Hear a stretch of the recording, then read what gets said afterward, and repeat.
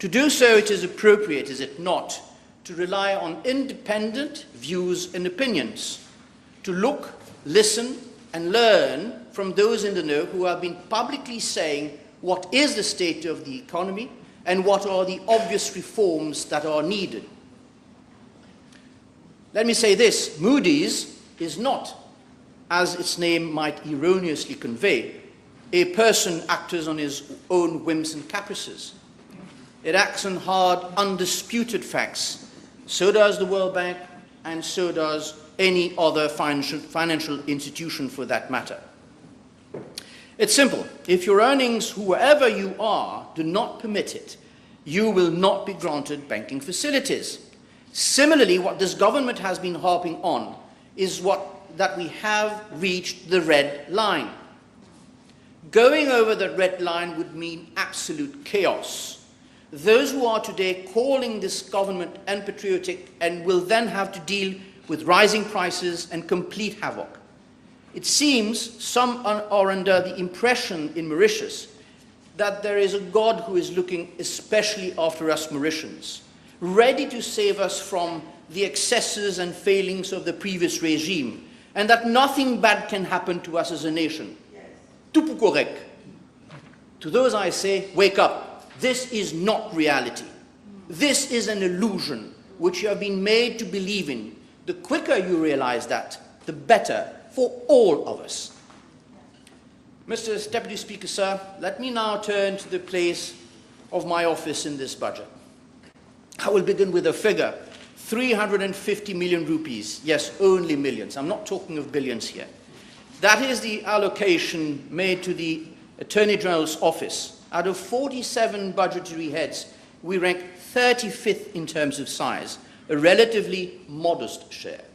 And yet, Mr. Speaker, Mr. Deputy Speaker, sir, our role is anything but minor. My office is the constitutional compass of the executive. It is the principal legal advisor to the government of Mauritius. It drafts legislation, represents the public interest in litigation, and underpins the entire legal and institutional architecture of the state. Its work touches every branch of government and every citizen who looks to the law for protection, resolution, or redress. This work may not cost a lot to the taxpayer, but it is absolutely essential. Which reminds us that the capacity of institution does not depend on budgets alone. It depends on the clarity of the mission they are given and the hard work of its members to meet their objectives. This budget, Mr. Deputy Speaker, sir, calls on all of us to do better without much more in terms of means. For the whole government, this implies making smart choices and doing away with wastage. For the justice sector, this means putting the citizen at the center of our reform. At the Attorney General's office, we are not merely updating legal texts, we are working to ensure that justice is fair, comprehensible, and accessible to all, and not just in principle, but also in practice. The Government Programme 25-29 sets out a bold institutional agenda over the next 4 years. We are tasked at my office to translate that vision into law, and much of our work is already in progress. Let me set the picture clearly. Since December of last year, 17 bills have already been introduced in this Assembly. Some major pieces of legislation, such as the Bail Amendment Act, the Financial Crimes Commission Miscellaneous Provisions Act, and the Representation of the People Amendment Act, which form part of a wider renewal of constitutional and democratic safeguards, have already been passed by this Assembly. 2 further bills are now ready for debate in the Assembly. The Revenue Tribunal Bill will replace the Assessment Review Committee with a permanent independent tribunal enhancing transparency, efficiency, and fairness in tax matters. The Legal Aid and Legal Assistance Bill will overhaul the 1973 framework, expanding eligibility, simplifying procedures, and opening up access to justice to those who need it most. Other reforms are also in progress, and 6 other bills are in the phase of finalization and will be introduced in the days coming, such as the Civil Appeal Bill, the Criminal Appeal and Criminal Review Bill, with the objective to clarify appellate routes, reduce procedural complexities, and ensure that litigants understand the path that lies ahead of them, whether they are victims, defendants, or parties in a civil dispute. Last but not least, the Courts Act will be amended with a view to simplifying and streamlining the procedure for an application for judicial review. The Mauritius Citizenship Amendment Bill is also expected shortly as part of the broader effort to align citizenship law with evolving legal and democratic realities. This will include doing away with the arbitrary powers introduced by the former government, including what has been termed the Hoffman Law. So, Deputy Speaker said, all this legislative work is not abstract. It touches real people, people seeking bail, people navigating tax disputes, people trying to appeal or defend themselves, people challenging quasi-judicial decisions affecting their rights. It may be legislation not for the headlines of newspapers, but for the real change in people's lives, one step at a time, as I often say. It reflects our view that laws must be made not only to govern, but above all, to serve. Mr. Deputy Speaker, sir, the Honourable Prime Minister and Minister of Finance was right in his budget speech to describe the judiciary as an essential pillar of our democracy.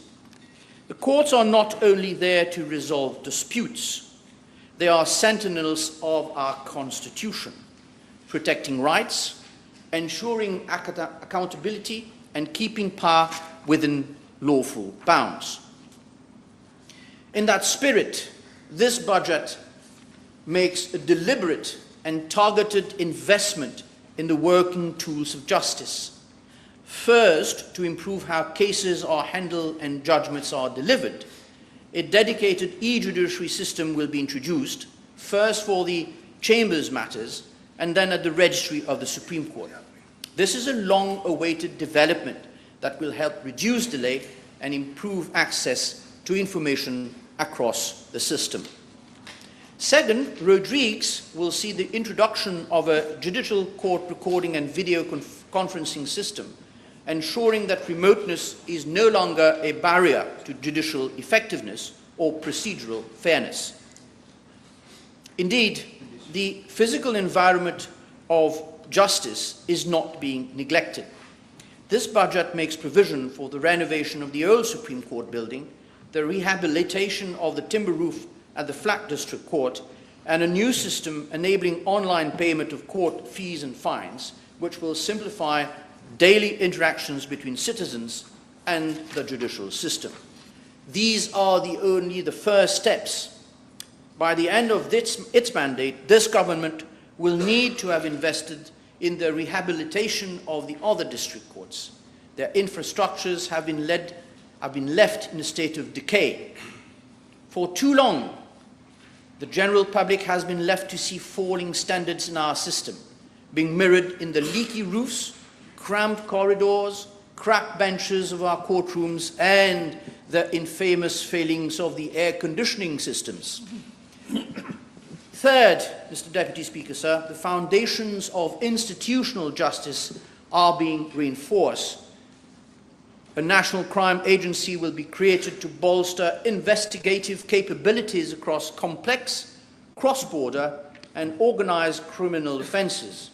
And critically, a new prosecution service will be established under the leadership of the Director of Public Prosecutions, without prejudice to his prerogatives. This will follow the structure of the Crown Prosecution Service in the UK, but tailored to our own local needs and reinforce the independence of prosecutorial functions. At the same time, a Constitutional Review Commission is expected to commence its work in the coming weeks. Its mission will be central to the accomplishments of this government. Its success or failure will determine the long-term credibility of our institutional reforms. It will allow for a principled and inclusive review of our Constitution with a view to strengthening checks and balances and reinforcing public trust, from electoral reform to a new generation of rights drafted by Mauritians for Mauritians and passed by a parliament with a clear mandate to do so. It will usher in a new chapter of our progress as an independent nation. These constitutional reforms, Mr. Deputy Speaker, sir, will be accompanied by other novelties which will change how citizens interact with government. A freedom of information law will allow greater transparency and accountability in public administration. A framework for the public interest litigation will also be developed, allowing matters of broad societal concerns to be brought before the courts with fewer procedural barriers. At the same time, the office of the DPP will be supported as the apex prosecutorial authority. Bodies such as the Public Service Commission will see adjustments to their statutes to ensure efficiency and freedom from political interference. The guiding philosophy, therefore, is restoring public trust, restoring constitutional balance, and restoring the citizen at the center of the legal system. This is the spirit in which change is being pursued, not for partisan gain, not to be popular, but to rebuild methodically and durably the legal order on which our democracy depends. All these reforms, Mr. Deputy Speaker, sir, legislative, institutional, procedural, infrastructural, indeed point towards a nation built upon the rule of law, with a justice system that is both efficient and fair. My office will continue to play its role in that process, quietly, but with determination, and we will support the work of Parliament with well-drafted legislation. We will advise government independently and in good faith, and we will work with the judiciary to ensure that the architecture of justice in all its components improves. That, Mr. Deputy Speaker, sir, is why I support this budget.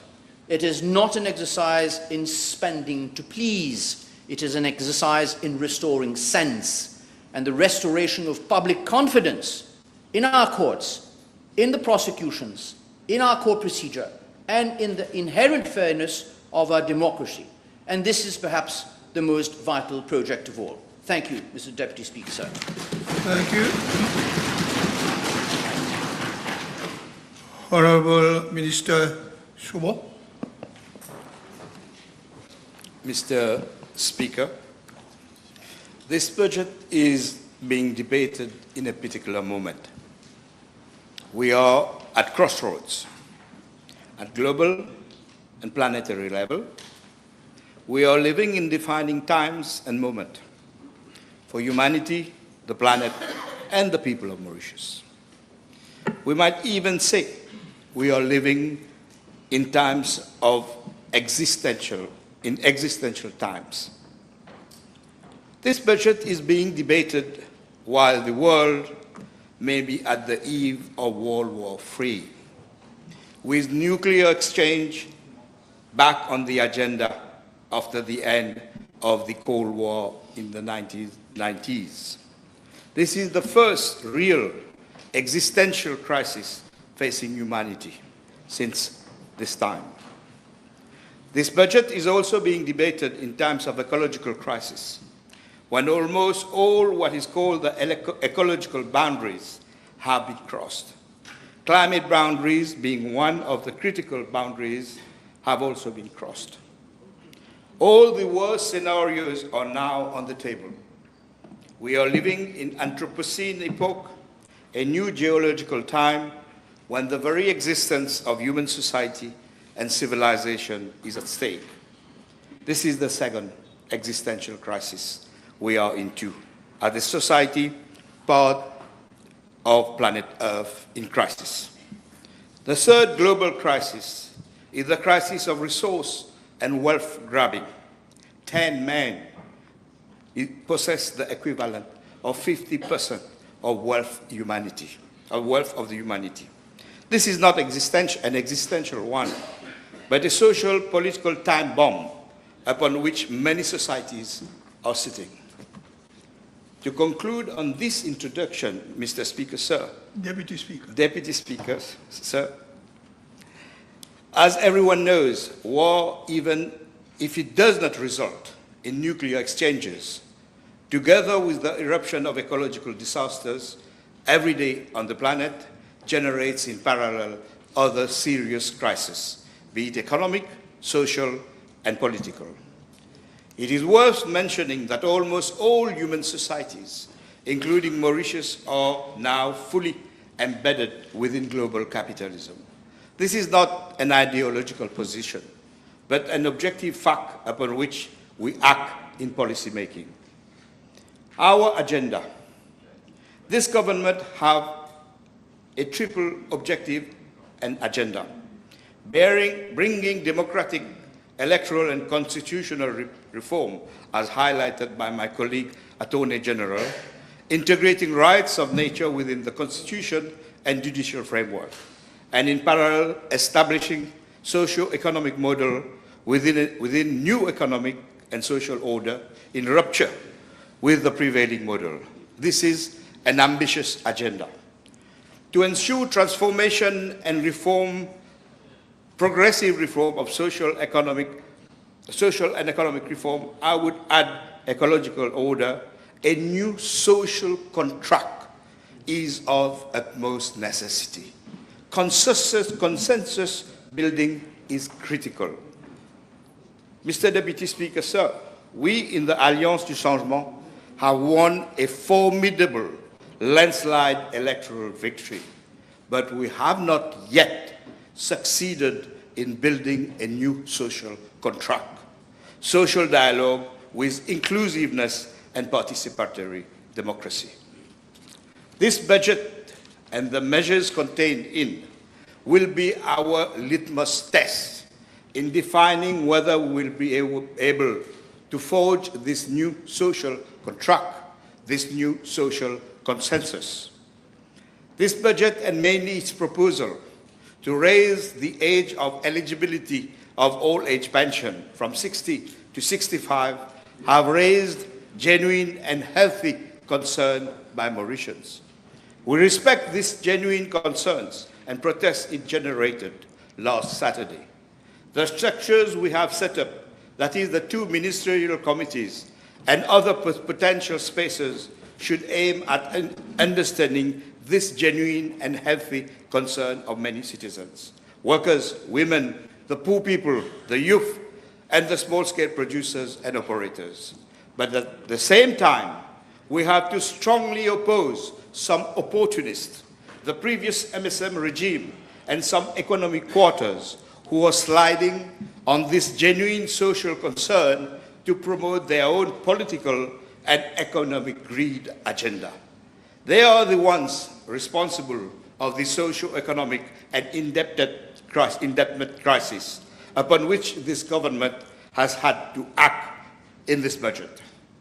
I also regret the maladie infantile, I must say, obsession infantile, of a tiny few trade unionists, and I need not to mention them here, against me and Resistance Alternative this recent week.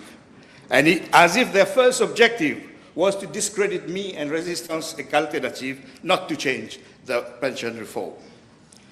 Be it as it may, in these times of multiple crises at global and local level, successful governance means co-evolving in dialectics with social contradiction and social protest.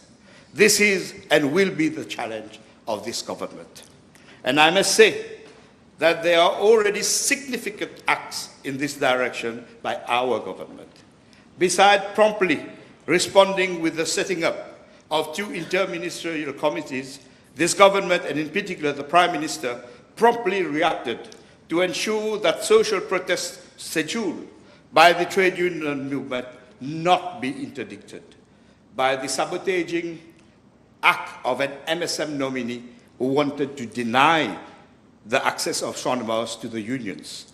This was almost a social blasphemy, as the Champ de Mars, besides being the historical host, race-tracking of so many generations of Mauritians, besides being the host and so many of my colleagues, is also the cradle of the working class struggle in Mauritius. The Labour Party was born in 1936 there, and the first Labour Day too was celebrated in 1938 there. Mr. Deputy Speaker, sir, let me briefly give an outline. I will not repeat what my colleagues and honourable members of the majority have said, and which I fully agreed. This budget, on the one hand, proposes new framework to optimize and sustain our commons, that is land, mainly agricultural land and ocean. This budget proposes a pathway for energy security as well as massive transition to renewable energy, with some elements of people's-led production with agri-solar farms. This budget proposes to make innovation and knowledge a pillar of the future Mauritius. This budget proposes a shift from focus on estate, property, and rentier capitalism to a more production-based investment. On the other hand, this budget proposes a rupture in fiscal and tax regime prevailing for more than 20 to 25 years to introduce new tax on the rich, including on dividend and segments of capitalist class, to ensure a fair share contribution. Even if this fiscal regime is for 3 years, this shift should be commended and cannot be denied by socialists and the union movement. In parallel, this budget is proposing a substantial pension reform to raise the year of eligibility of BRP from 60 to 65. The above significant policy measures has been justified on the basis of the state of the economy, the level of indebtedness of our country, long-term sustainability of pension system in Mauritius. Let me recap the history and evolution of the pension system in Mauritius. First, we had the slavery and indentured labor. Well, pension didn't exist. People were only needed for their courage and labor force. The first pension, as I mentioned when replying to the PNQ of the leader of the opposition, came in 1956 with the birth of the old age pension. From the social unrest of 37 and 43, it was the product of the struggle of the Labour Party and the first generation of working class struggle and trade unions. Second moment is the post-independence era, 1976 and 1978, where the National Pension Scheme, a public contributory system, despite fierce opposition from the sugar oligarchy and rich and middle class at the time, was enacted by Parliament, by this Parliament. The National Pension Scheme provided a widespread coverage, being a contributory benefits as well as non-contributory benefits. This was part of the emerging post-independent welfare state, the very welfare state that some people supposedly intend to defend now. The welfare state at the time this welfare state was supposed, the pension system, the NPS, was supposed to be enhanced, and there were a lot of impediments due to the objection of the rich class lobby at the time. Maybe some people can get access, I won't read it because of time constraint, of the Hansard when the National Pension Scheme was enacted in 1976. There are lots of knowledge in understanding the whole pension system in Mauritius. The next historical moment was in 2008, when a reform of the retirement age and old pension benefits and the age of entitlement was proposed. The unions and the people of Mauritius raised concerns at the time, protested, and finally a social pact was concluded. The age of retirement was raised to 65, but old age pension eligibility would be maintained at was maintained at 60, as well as the right of any employee to retire on optional basis at the age of 60 and be entitled to retirement benefit under the previous labor law, and was also entitled to reduce pension under the national pension scheme at 60 years. Then came 2020. 2020, while the people was bleeding under COVID, a series of crime was committed by the then government and Padayachi, the ex-finance minister of the previous government. First, they abolished the national pension scheme. It wasn't in their manifesto. Anybody can go and read. All the people of the MSM people who was on the street should have brought their manifesto and show the people what was written and was not written in the manifesto in 2019. So they abolished the national pension scheme. Comme un trait de plume. In parallel, they created the MIC for big corporates and their cronies.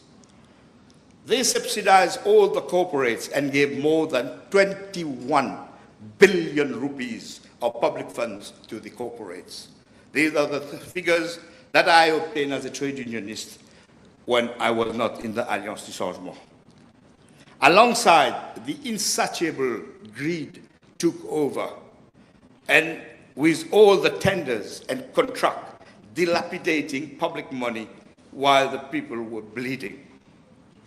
While they dismantled the national pension scheme, many employees were receiving some 5,000 rupees of pension per month. So they decided to stop it for the next 2, 3, 4, 5 generations. This was a crime.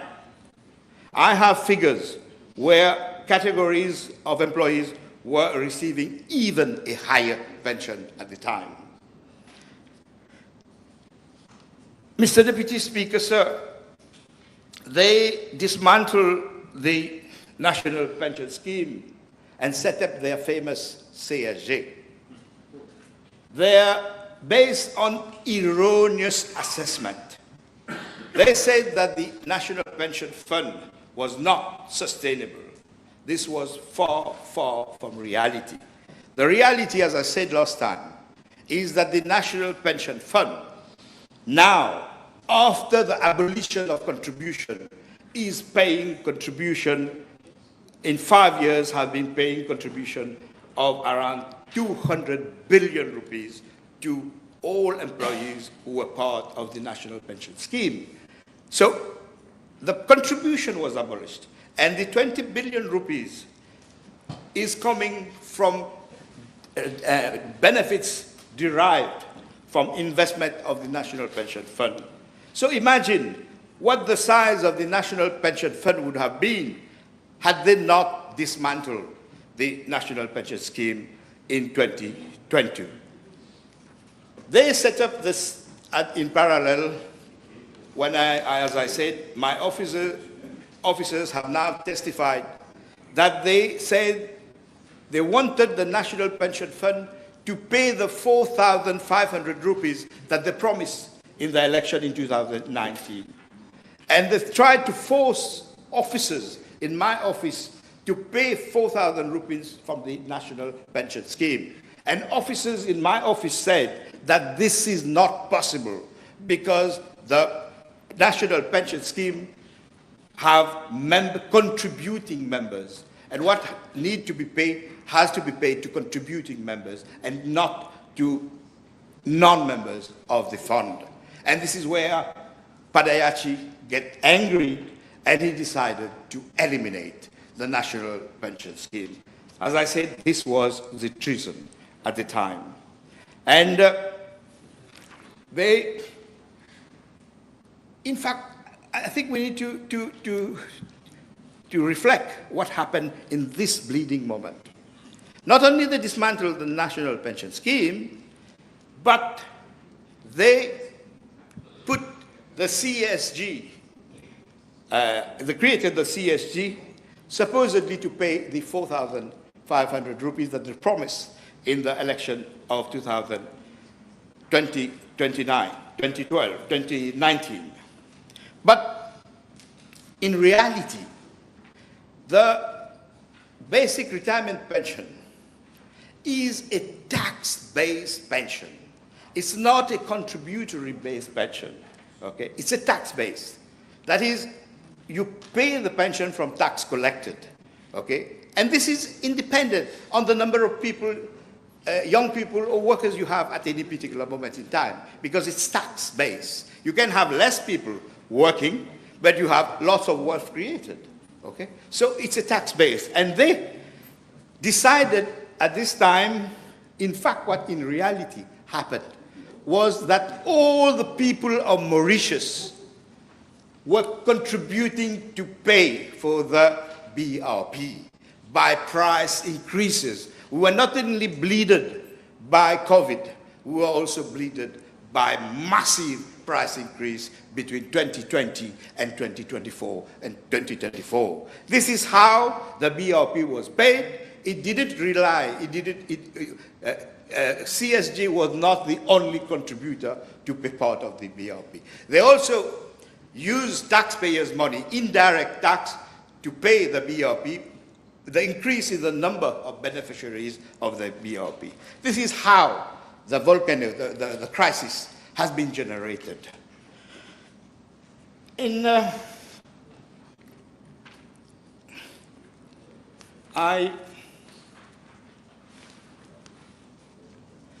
present moment we are in. In the present moment and in this budget, this government, our government, has proposed a major pension reform. The core, not the only, the major part of it is the eligibility of to benefit the basic retirement pension, long ago called old age pension. Let me give some figures. It's my duty to give some figures. As at June 2025, we have 272,033 people beneficiaries of pensions. The amount payable as at June 2025 is 55 billion rupees, 323,000 to 55 billion 323 million rupees. Second, I must add, this is being mentioned for the first time, that on top of the basic retirement pension, there was 1,000 rupees for all beneficiaries from 65 to 74 years old. This 1,000 rupees is being maintained in the context of the reform. In addition, for all beneficiaries between 75 and 87 years, there was a 2,500 CSG retirement benefit. This too is being maintained, and all the entitlement, 1,000 rupees, and all the entitlement of 2,500 rupees for our senior citizen, 800 and more, they are being maintained. And this must be very clear to the Mauritians. Secondly, we need to understand that in 2019-2020, there was roughly the budget spent was 20 billion. And in 2024, the budget spent was more than 51 billion. This means that there was an increase of more than 150, not to say 175%. And this has to be taken on board. Let me add, as mentioned in the budget, all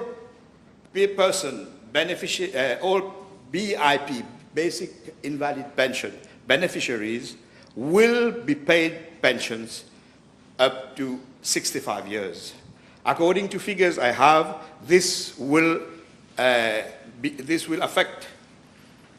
beneficiate some 5,856 persons with disability entitled to BIP.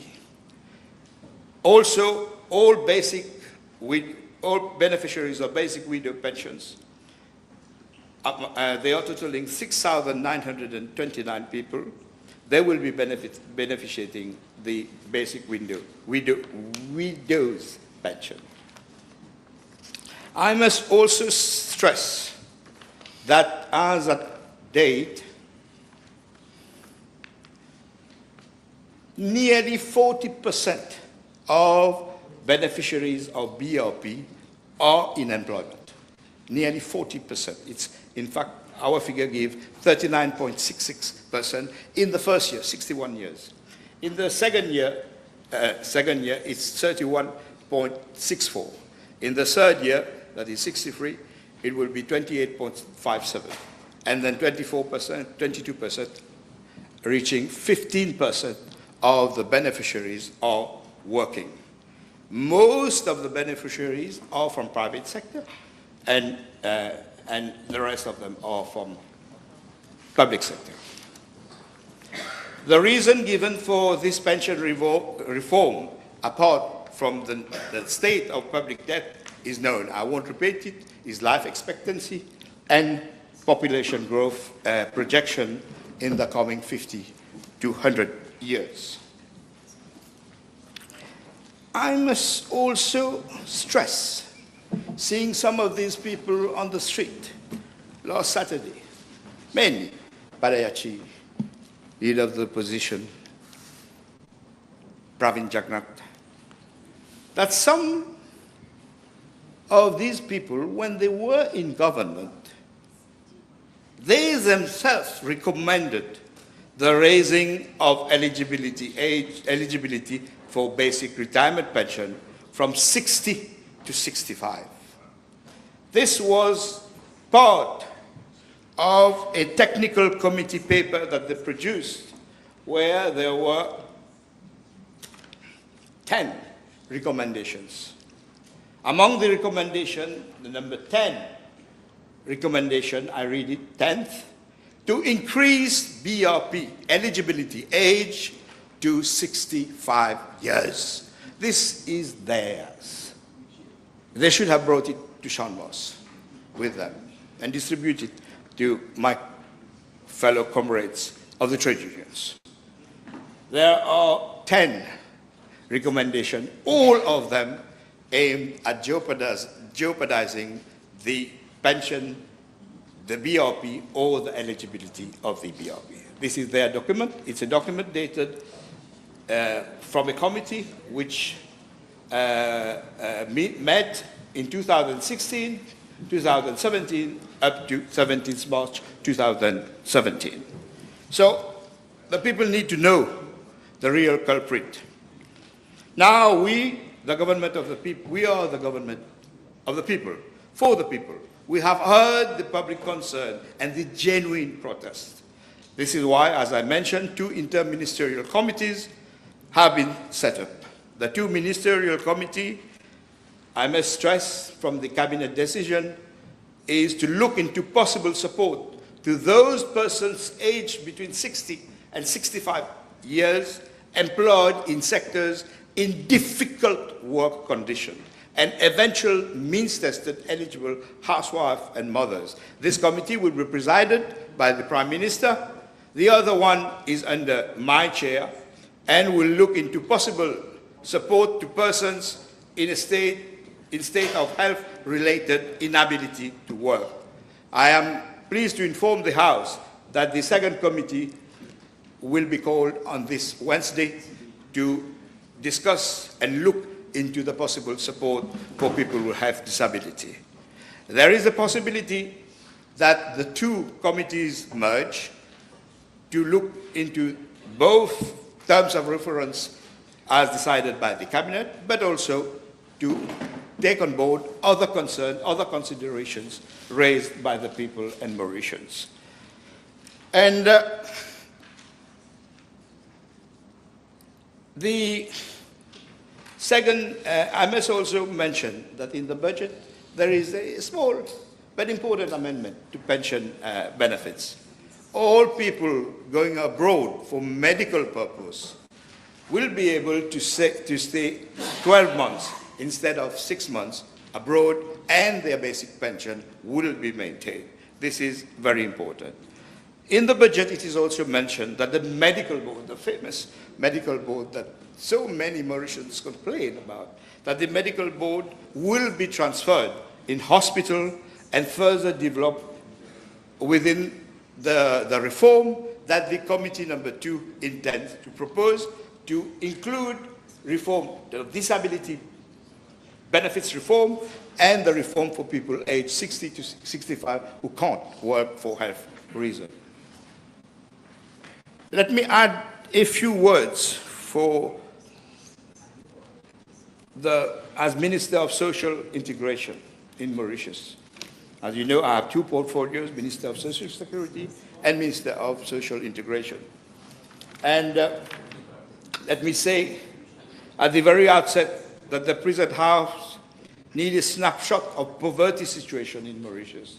And based on the latest figures from Statistics Mauritius and the poverty analysis of 2023 published in 2025, on the basis of the 2023 relative poverty line of 12,378 for a adult member, one adult member household, and 20,200 for a household comprising 2 adults and 2 children, there were an estimated of 29,800 households, or 101,900 persons in relative poverty in Mauritius, representing 8.4% of the total population.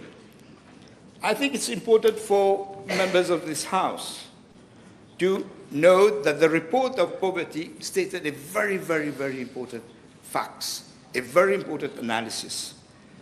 It says that government transfers, basic pensions, and other security benefits like social aid, free health services, education, and public transport play a key role in bringing down poverty.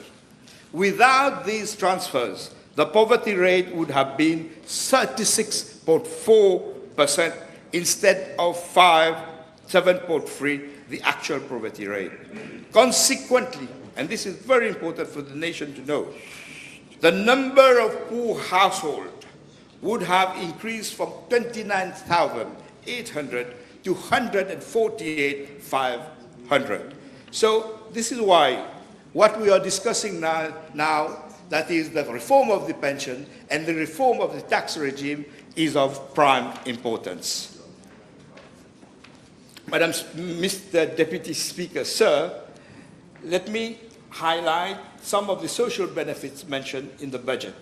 The government, conscious of its role in providing support to the most vulnerable one, to this effect, an array of scheme is being provided for the financial year 2025-2026 to eligible households of the SRM. 500 million under the subsistence allowance providing support on a monthly basis to 7,300 households. 65 million under the child allowance scheme to encourage 6,000 children monthly to attend school. 11.2 million under the school premium scheme to reward around 480 students who succeeded in grade 9, SC, HSC, and tertiary education. 3 million under the free examination fees scheme to support students to take a second attempt at SC and HSC. 500,000 to around 50 students under the waiving of administration fee scheme to follow full-time course at MITD and other recognized tertiary institutions. 800 million rupees under school material scheme to provide school materials, including bag, uniform, shoes, copybooks, and stationery to 12,400 students beneficiaries. 300,000 rupees under the creche scheme in respect of children aged between 3 months to 3 years as an incentive for their admission in a registered child daycare center, thereby allowing their mothers to take up employment or following a training course. Let me say the NEF is high on the debate agenda. Let me remind the House that the total grant allocated to the National Empowerment Foundation has been increased to 267 million rupees, amounting to an approximate 5% increase. The fund dedicated to the National Social Inclusion Foundation has also been increased to 1.3 billion rupees. As of today, some 530 NGOs and non-profit organizations are registered with the NEF. Mr. Deputy Speaker, sir, let me conclude now by saying a few words, political words. You know, my party and myself have been the target of harsh protest these recent months, and especially the recent week. We do understand these views, for we are one of the symbol of the working people and social justice in this country. In a sense, being the target is commensurate to the values and program we defend. But let me reassure